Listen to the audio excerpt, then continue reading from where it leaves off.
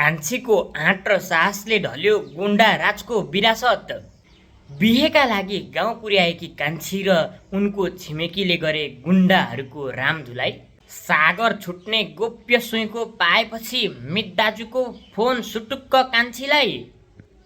गुन्डाहरूसँग भएको गोप्य भिडियो प्रमाण लिएर अदालत जाने अन्तिम तयारीमा कान्छी। सागर छुट्ने र सारा गुन्डाहरू जेलभित्रै सड्ने भएपछि सारा दर्शकहरू खुसीले गदगद।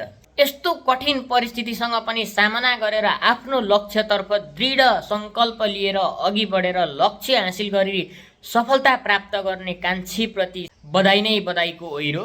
बन्न लागेको घर अथवा एउटा सुन्दर घर परिवार भाड्न बिगार्नका लागि सबैलाई चाहिँ यता र उता छुट्याउनका लागि चाहिँ शत्रुहरू चालझेल कसरी गर्छन्, एउटा बन्न लागेको घर कसरी बिगार्छन् भन्ने गतिलो उदाहरण र गतिलो झापड बन्यो यस हप्ताको कान्छी सिरियल। अब मात्र सागर छुटेको हेर्ने अन्तिम धोको र अन्तिम तयारीमा प्रतीक्षारत धेरै दर्शकहरू। हो दर्शकबिन, अहिले यो कान्छी सिरियलमा जे जति कुराहरू भइरहेको छ, अहिले कान्छीले एकदमै ठुलो सोच र एकदमै चाहिँ भित्रै उनले कदम चालेकी छिन्, जुन कदमले गर्दाखेरि सारा गुन्डाराजको दरबारको महल गर्लुम ढल्न पुगेको छ। ढल्यो गुन्डाहरूको विरासत, अब कान्छीको खेल सुरु। अब कान्छीले यिनीहरूसँग यसरी पंगा लिनेछिन्, यसरी बदला लिनेछिन्, यिनीहरूले बदला लिएको थाहै पाउने छैनन्। यिनीहरू अब चिसो खोरमा जाकिनेछन्, यति पिटाइ खानेवाला छन्। कान्छीले चाहन्थिन् भने त्यति बेला त्यो खुकुरीले छप्काउन सक्थिन्, तर उनी कानुनभन्दा अगाडि बढ्न चाहन। उनी एकदमै सोच समझदार, सामाजिक रूपमा एकदमै सोच समझदार व्यक्ति हुन्, जसले एक नम्बरको अहिलेसम्म कसैले पनि गर्न नसकेको काम प्रहरीलाई समेत सघाएर अहिले इतिहास रच्न सफल भएकी छिन्। अब उनले सागरलाई पनि केही समयपछि छुटाउने प्रष्टै देखिएको छ, किनकि त्यो गुन्डा फस्ने बित्तिकै उसँग भएको प्रमाण कान्छीको हातमा पुग्छ। कान्छीको हातमा पुगिसके पछाडि त्यो प्रमाण उनले वकिलसँग पेश गर्छिन्। वकिललाई पेश गरेपछि वकिलले बहस पैरवीमा त्यो प्रमाण छताछुल्ल सबैले देख्ने गरी चाहिँ उयो फ्ल्यास गरिदिए भने के होला। यो सबै कुराहरू अबको एपिसोडमा हामीले हेर्न पाइ नै हाल्छौँ। अबको एपिसोडमा के हुन्छ भन्ने कुरा थाहा पाउनको लागि हामीले अर्को एपिसोड कुर्नै पर्ने हुन्छ। अर्को एपिसोड अब आउनै लागेको छ। तपाईँहरूलाई के लाग्छ, अब कान्छी र सागर एक हुन्छन् त? अवश्य पनि, पक्का पनि हुन्छन्। बिचरी मलाई सबैभन्दा बढी माया लागेको भनेको साराको। अहिले एउटा दुधे बालकलाई अहिले त्यस्तो एउटा यस्तो कन्डिसन आइपुगेको छ कि अहिले कान्छीको वास्तविक रूप कसैलाई पनि थाहा छैन। उनलाई मात्रै थाहा छ, बिचरा सहयोग गर्ने कोही पनि छैन। एक्लै लडिन् कान्छी, एक्लै त्यो अवस्थासम्म पुगिन्। श्रीमानलाई डिभोर्स दिनु पर्यो, घरमा बाबुआमा छोराछोरी इष्टमित्र सबैसँग चाहिँ उनी लाचार भएर चाहिँ घरमा फेरि दोस्रो पटक मण्डपमा बस्नुपर्ने भयो।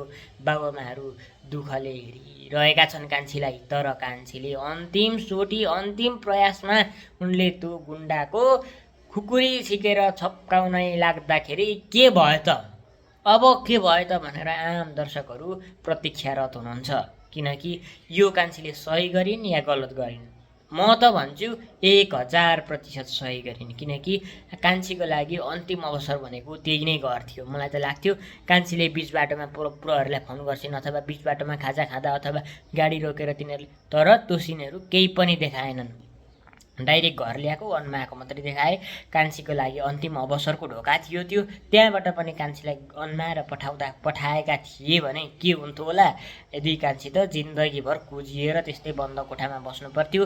सागरसँग पनि डिभोर्स नै भइरहन्थ्यो, सहारासँग छुट्नु पर्थ्यो। घर परिवारसँग चाहिँ त्यस्तो चाहिँ नराम्रो हरकत भएर नराम्रो चाहिँ संवाद भइसके पछाडि अब बाबुआमाले पनि उनलाई विश्वास गर्ने ठाउँ थिएन।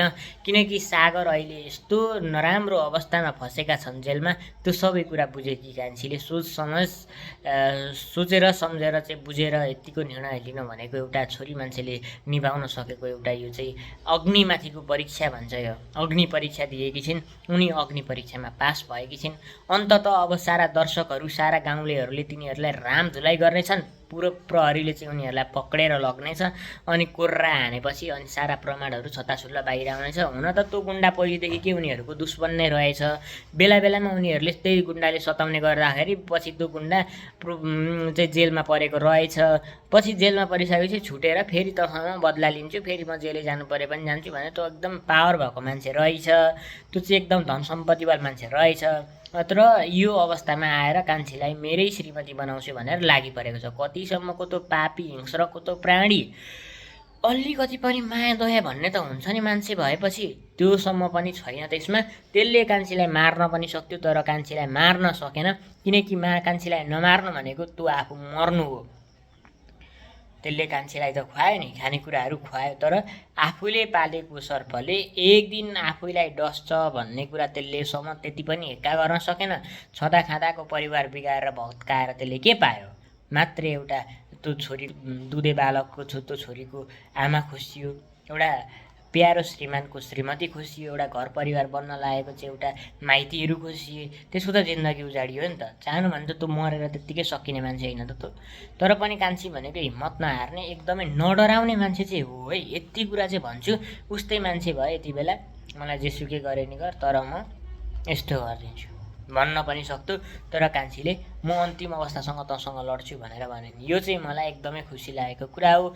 आदरणीय दर्शकहरू, तपाईँहरूलाई यस हप्ताको एपिसोड कस्तो लाग्यो? जस्तो लाग्छ त्यस्तै कमेन्ट तथा प्रतिक्रिया दिन नभुल्नुहोला। सागर र कान्छीको चाँडै भेट हुन्छ भन्ने कति हुनुहुन्छ कमेन्टमा लेख्नु त।